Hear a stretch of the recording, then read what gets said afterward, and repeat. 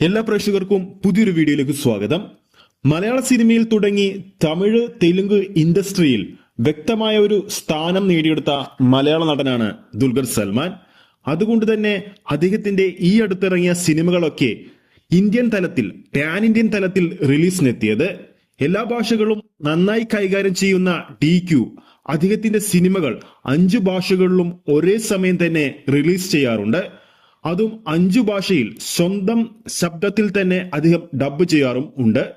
എന്നാൽ അദ്ദേഹത്തിന്റെ ഏറ്റവും പുതിയ തിയേറ്റർ റിലീസിനൊരുങ്ങിയിരിക്കുന്ന, അതായത് ഈ വരുന്ന സെപ്റ്റംബർ 12-ന് റിലീസിനൊരുങ്ങിയിരിക്കുന്ന തമിഴ് ചിത്രമായ കാന്ത ആ ഒരു പതിവ് തെറ്റിച്ചിരിക്കുകയാണ്.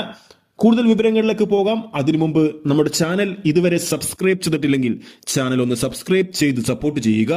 പ്രേക്ഷക സപ്പോർട്ട് ഉണ്ടെങ്കിൽ നമ്മുടെ ചാനൽ ഉടൻ തന്നെ 40,000 സബ്സ്ക്രൈബേഴ്സിലേക്ക് എത്തുന്നതായിരിക്കും. എല്ലാ പ്രേക്ഷകരുടെയും സപ്പോർട്ട് പ്രതീക്ഷിക്കുന്നു.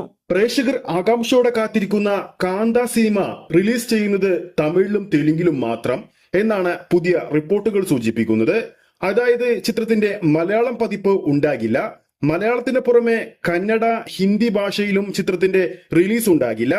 അതുകൊണ്ട് തന്നെയായിരുന്നു ഈ കഴിഞ്ഞു പോയ ജൂലൈ 28-ാം തീയതി പുറത്തിറങ്ങിയ കാന്ത സിനിമയുടെ ഒഫീഷ്യൽ ടീസർ തമിഴിലും തെലുങ്കിലും മാത്രം റിലീസ് ചെയ്തത്. ചിത്രത്തിന്റെ നിർമ്മാതാക്കളിൽ ഒരാളായ DQ തന്നെയാണ് ചിത്രത്തിന്റെ റിലീസ് തമിഴിലും തെലുങ്കിലും മറ്റു ഭാഷകളിൽ വേണ്ടെന്നും തീരുമാനിച്ചത്. അതായത് തമിഴിലും തെലുങ്കിലും മാത്രമായിരിക്കും ചിത്രത്തിന്റെ റിലീസ് ഉണ്ടാവുക. അതിന് പ്രധാന കാരണം കാന്ത സിനിമയുടെ കാലഘട്ടം നടക്കുന്നത് 1950 കാലഘട്ടത്തിലാണ്. തമിഴ് സിനിമയിലെ സംഭവ വികാസങ്ങൾ ചിത്രത്തിൽ കാണിക്കുമ്പോൾ ആ സമയത്ത് തമിഴ് ഭാഷയിലുണ്ടായ വ്യത്യാസവും അന്നത്തെ ആ ഒരു ഭാഷ മറ്റു ഭാഷകളിലേക്ക് പരിവർത്തനം ചെയ്യുമ്പോൾ പ്രേക്ഷകർക്കുണ്ടാകുന്ന ഒരു അരോചകവുമാണ് സിനിമയിൽ നിന്നും മറ്റു ഭാഷകളെ ഒഴിവാക്കാനുള്ള പ്രധാന കാരണം.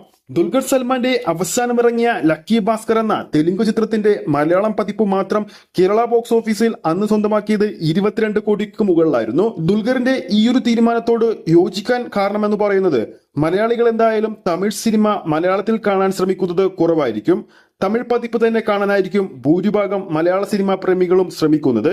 എങ്കിലും പ്രേക്ഷകരുടെ അഭിപ്രായം എന്താണെന്ന് താഴെ കമന്റ് ബോക്സിൽ രേഖപ്പെടുത്താവുന്നതാണ്.